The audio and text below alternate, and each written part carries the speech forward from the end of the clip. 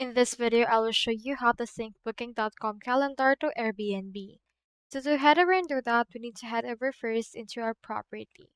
Now, once you're on your property, next thing you need to do is to just head over and then look for the property list or option right here.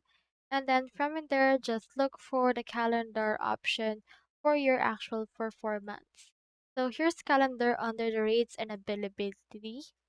And then once you click on the calendar, you should be able to see in here your iCal calendar. What you can do in here is you can head over and set in here the bulk edit option. And if you want, just click onto the sync the calendar.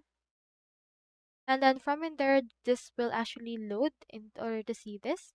Click onto this add a calendar connection and then just paste in here the link of your calendar from Airbnb and then just put in here the calendar name. Click on next step and then export the calendar from there in order to sync it to each other.